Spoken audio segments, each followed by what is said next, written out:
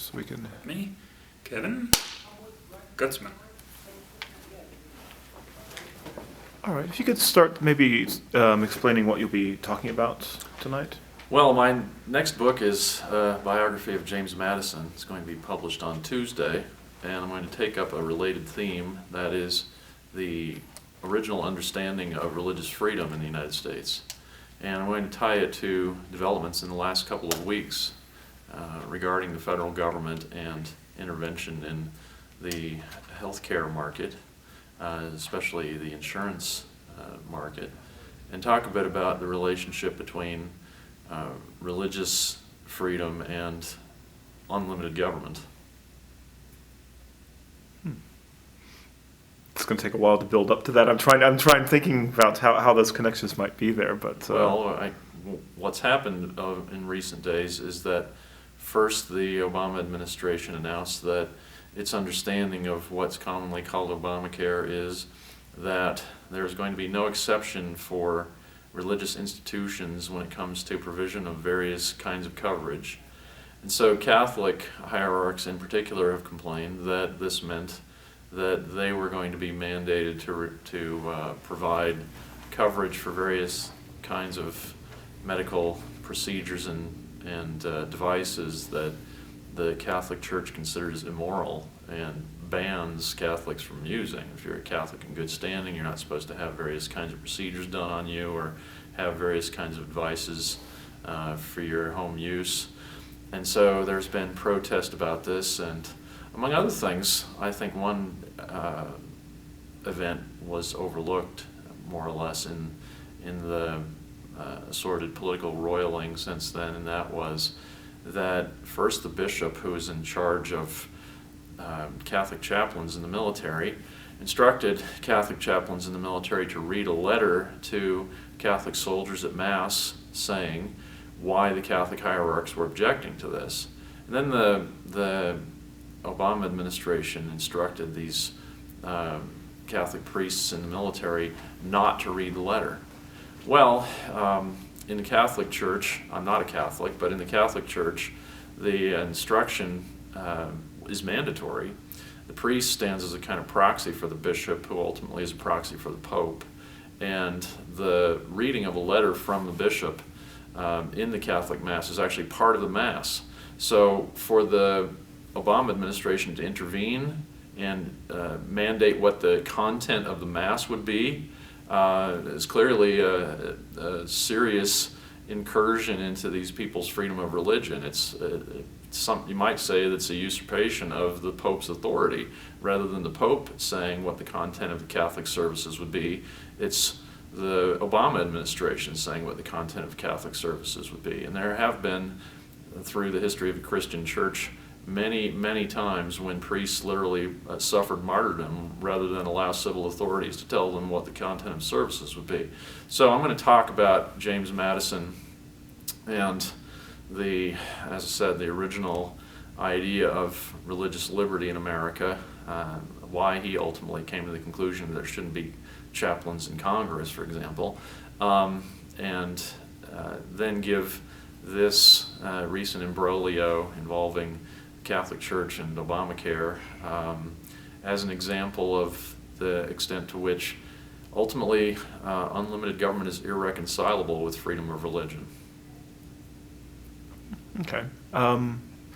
As we're beginning to do the interviews here, we're getting people from different backgrounds, and we're trying to see both these sort of common themes that they're all coming together on, and not just as speakers for tonight's, but also the audience here. And what have you seen within what could be loosely considered the sort of this liberty movement that is these sort of common themes that people are from different backgrounds are pulled together towards?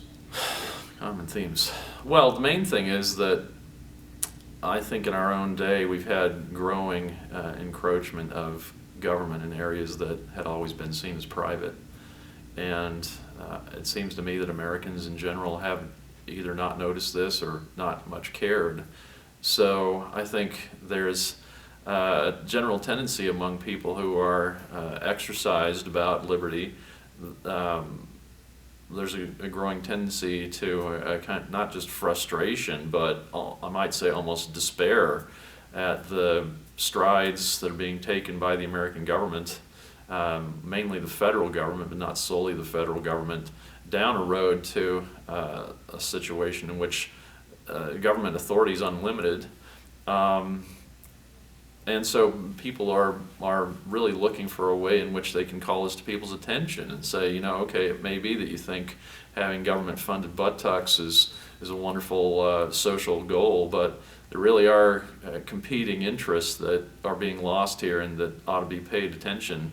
And so, for example, they want to, that is, people in the liberty movement want to call attention to these things. But it's not only, of course, in this one area of healthcare. We've seen just in the last year, not only the Patriot Act enforced with more vigor, but also this recent adoption of a National Defense Authorization Act that included a provision for the first time allowing the president permanently to jail American citizens without access to due process protections.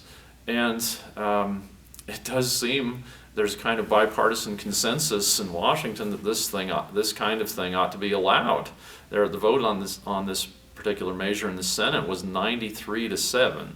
So, as I said, it seems to me that a lot of people I'm in contact with are feeling a growing sense of desperation. How can it be that Americans have decided, after nearly 800 years, for example, of enjoying the right to due process, they're willing to say, well, okay, we don't really mind. The president, if he wants to say that somebody's a danger, should be able to jail an American citizen, not allow him access to a lawyer, not allow him access to a court.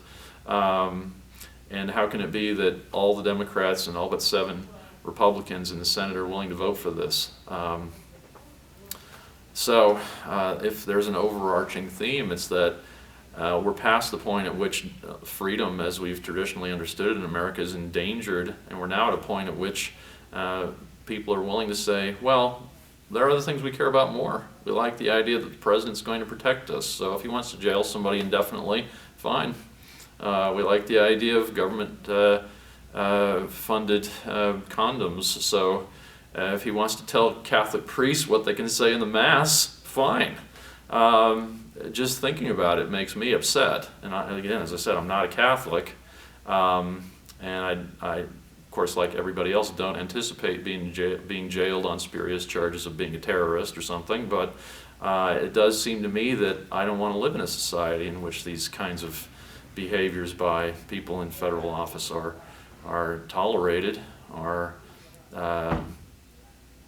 actually endorsed with, at least in the case of this National Defense Authorization Act provision, are endorsed by bipartisan consensus.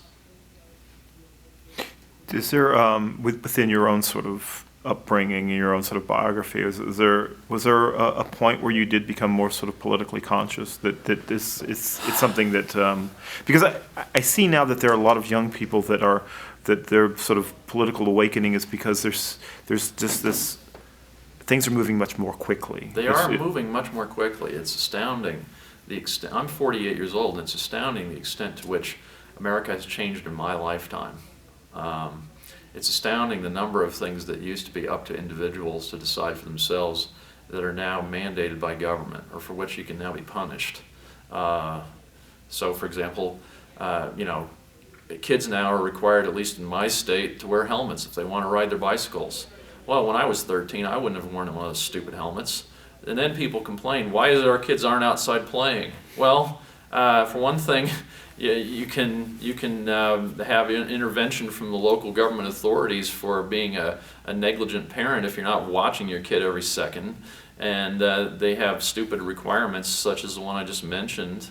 And so kids are inside playing video games and getting fat. Well, this is a symptom, I think. It's not the children's fault that our society has become this way. And I can remember when I was a kid, my father was in the Army. We lived in Louisiana for a couple of years, and you could go to the nearest sporting goods store or general purpose store and buy a BB gun, and you could go down the street and shoot at rabbits. Nowadays, this kind of behavior would be completely intolerable. Of course, you could start a restaurant and allow people to smoke cigarettes in it. And again, I've never smoked. 3 of my grandparents died from smoking. I've never smoked anything.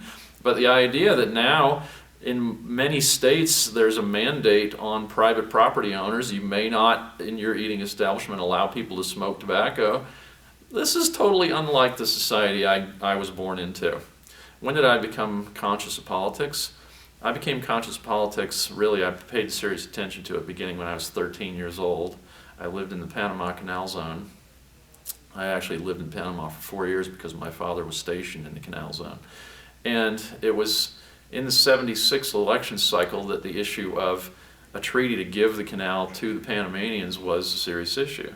So I, like other people I knew in the Canal Zone, thought this was a terrible idea for various reasons we don't really have time for, but it turned out, of course, that the federal government did give the canal to the Panamanians, and all the negative fallout that we expected, those of us who lived in Panama at the time expected, has come to pass. Then it was maybe fortuitous that it just happened the one major candidate in the '76 election cycle who opposed a kind of libertarian bent. So I became interested in him and became interested in reading various libertarian thinkers and so on, just as a result of the fact that he happened to be the one who opposed giving the canal to the Panamanians. But if you grew up in my father's house, you know, you'd hear him say that he was a Goldwater Republican, and Barry Goldwater was a libertarian who favored the Cold War. A lot of libertarians opposed the Cold War because it was a big state project, but I agree with and agreed with Goldwater that the Soviet Union was an existential threat to the United States. So I was both a libertarian leaning type and a supporter of the Cold War. I guess that's the genesis of my my interest in the kind of politics I'm interested in. Mm-hmm. Do you have any other question possibly? Call yourself a libertarian? Are you a libertarian? Well, I'm a libertarian. I usually tell people either that I'm a Jeffersonian or that I'm a Goldwater conservative. A libertarian, people can mistake that for identification with a party, and I think although the Libertarian Party stands for principles, most of which I agree with, it's a futile effort to try to have a successful political movement that's not in one of the two major parties, beside which I do think there's space in the Republican Party for libertarian inclined people. So I don't say that I'm a libertarian most of the time. But libertarian, Goldwater conservative, Jeffersonian, they all mean mainly the same thing. And of course it's contrary to what either the two main impulses in the two major parties stand for now. I mean, you have the Democratic Party, which since Franklin Roosevelt is the let's try government first party. And then on the other hand, you have the Republican Party, which has a heavy element of the same impulse, which is descended from Theodore Roosevelt. And then you have, of course, the neoconservative impulse in the Republican Party, which is always looking for a war to fight. So that's anti-libertarian, anti-limited government. You can't be a freedom-loving, pro-war type. That's just impossible. Although a lot of people tell you, Rick Santorum says, I believe in the Constitution and stout American foreign policy. Well, that's gibberish. So it is a forlorn position to find oneself in. Of course, I didn't realize when I was a teenager, when I was in my 20s, that Rehnquist as Chief Justice and Reagan as President was going to be about as close as we came to happy times for libertarians in American politics. And of course, there are some people in prominent political office now who agree with my political sentiments, especially Rand Paul, and the Ron Paul presidential candidacy stands for a lot of what I think. But in the response of mainline Republicans to Ron Paul, you see the distance that the Republican Party has moved, I think mainly at the impetus of George W. Bush, who was a big government neoconservative. That is, in international affairs, he ended up standing for exactly the opposite of what he promised to stand for. And he said, we're going to have a humbler foreign policy. I don't believe in nation building. And then he became the guy who was going to democratize the Middle East and eliminate, as he put it, eliminate the evildoers, right? There are going to be no more evildoers in the world if it were up to George W. Bush. So clearly this is a formula for perpetual war and constant intervention and higher taxes, more secrecy in government, more authority in the executive. Exactly the kind of things that people like James Madison warned against when they said they wanted to have a peace-loving foreign policy. So my historical study has been, to some extent, shaped by my own political interests. I mean, I ended up writing a book about Madison and not one about Hamilton because of my own inclinations. On the other hand, my next project is about the conflict in the 1790s between Jefferson and Hamilton. So I find it interesting, although I certainly, as I say, am surprised that I end up living in Alexander Hamilton's America in 2012. And it's not a picture I like. I think actually that the current foreign policy of the country is fast leading us to Greece. And Americans think, Newt Gingrich is telling them, well, Americans are exceptional. If you don't believe in American exceptionalism, you're un-American. I guess by exceptional they mean actuarial tables don't apply, or bankruptcy is impossible, or you can have your cake and eat it too. Way of thinking of things that just strikes me as infantile. You can't have your cake and eat it too. You can't have world police and a healthy domestic economy. And if you try to be at war all the time, again, as people like George Mason and Thomas Jefferson warned, what you end up with is more secrecy, more authority in the executive, more centralized government, higher taxes, dead people in the military, and of course more enemies overseas, all of which are the reasons why, it's kind of a trite formula, but all of which are the reasons why the Founding Fathers, virtually all of them, oppose the kind of foreign policy that our government is currently embarked on. I mean, this NDAA provision about permanent or indefinite detentions is exactly the kind of fruit that people like Madison said this kind of foreign policy would have. And again, I think the word desperate, or at least a feeling when you think about it of desperation, is where this kind of enactment has led a lot of people in the liberty movement to end up. So I hear a lot of people say, is there really anything we can do about this? Is there any way around it? Is there any way to stop it? And my usual response is, well, I'm a historian. I'm not a preacher. If you want hope, that's for Sunday. I'm not hopeful. I'm a historian. But don't you think it's really odd that the historians and these, what used to be the sort of bulwarks of the conservative think tanks like the Cato Institute, used to be where people that, more conservative politicians would be sort of pulling their legitimacy from by having quotes or having people come and write policy studies. And that still exists out there, but they don't seem to be connected with the political discourse. It is a funny thing. One development that I've noticed a lot in recent years is just a mushrooming of bogus Founding Fathers quotations. It seems there's a Founding Fathers quotation to support every political position, and virtually all of them are inaccurate. I mean, last year I was asked by a publisher of books for school kids to serve as an expert editor of a book intended for 8th graders about the Constitution.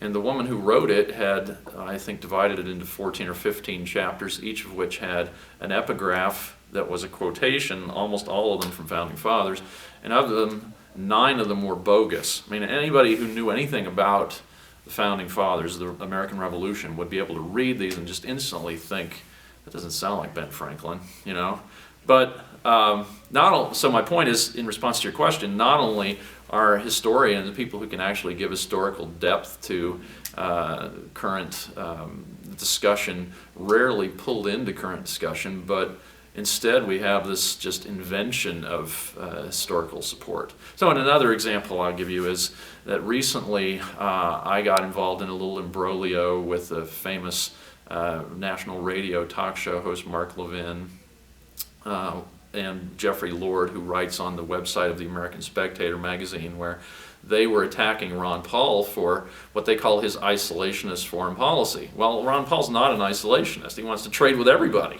including Cuba and North Korea and anybody. So he's the opposite of an isolationist. But the point is that I once these charges were being made, then I went on Mike Church's radio program and said, actually Ron Paul's position is almost equivalent to Thomas Jefferson's and James Madison's foreign policy. And then these ignorant people started lambasting me as if they knew more about Madison and Jefferson than I did. It was just ridiculous.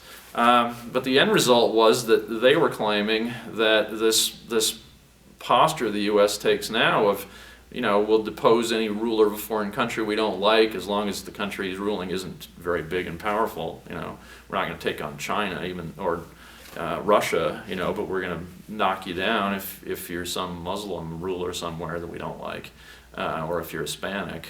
Those are all weak countries. And they wanted to make the case that this has been the way the United States always behaved.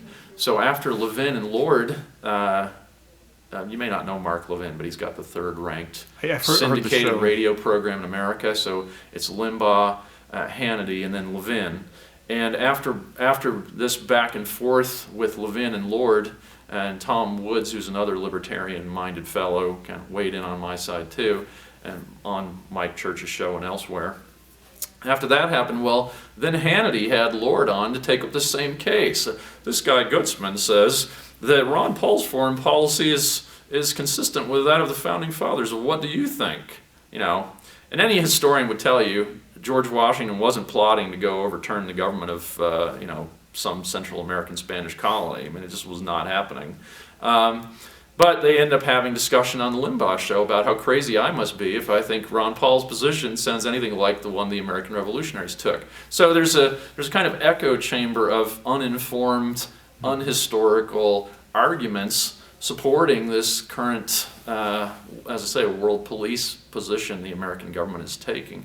And the bad thing about it is that, again, I think we are very close to the same situation the Greeks are in. We are not far from having to abandon a lot of what people take to be essential government programs because we just are going to insist on having this counterproductive foreign policy and not reforming the major transfer payment programs, Medicare, Social Security, until we have the bankruptcy.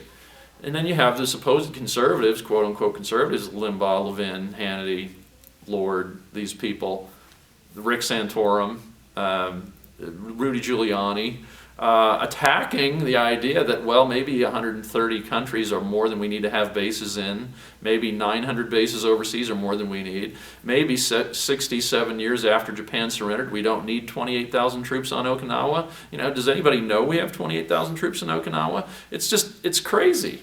And it seems to be completely divorced from any idea of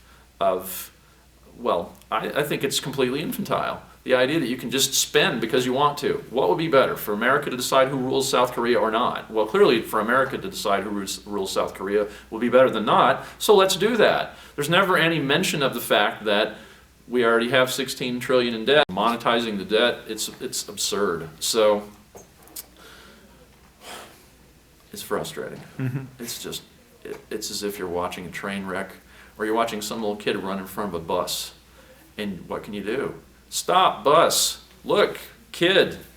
But there's just, I have the feeling that it's futile. It's going to happen. And here we are watching it. So, I don't go around despondent all the time, but when somebody asks me, what do you think about our current government situation, I feel a strong pull to go read about the 19th century because I just don't want to think about it. So that, I think, is a very common kind of sentiment among people who are animated by not only the Ron Paul campaign, which of course is the main animating factor behind the whole liberty movement. There wouldn't be such a thing without Ron Paul, I think. But when Ron Paul passes from the scene, it's going to endure, I believe, but it wouldn't have started in the first place if it weren't for Ron Paul. And Tom Woods, I mentioned him before, is another guy who's a scholar involved in the liberty movement, often says, how many people have you heard say, when I first read about what Mitt Romney believed, it changed my life, right? Nobody says that because it didn't ever happen. But Ron Paul's been a different kind of a person because what he's actually done is to remind people, you know what, the idea that government should just leave me alone and I should be the one who decides what kind of insurance I want to buy, or whether my kid has to wear a helmet, or how fast to drive, whether to wear a seatbelt, any of these things. The idea that the government should leave me alone is used to happen. I remember in the 70s, we had a government like that. That's more appealing than constant new mandates about how many gallons of water can be in my toilet, or what kind of light bulb I have to use, or just the absurdly unlimited intervention in my daily life that has come to be normal in America now. So we're perhaps a final remnant, but there are a lot of us who have the same kind of impulse. Okay. Excellent. Thanks a lot, I Ken. think that's good. Sure. This is really good.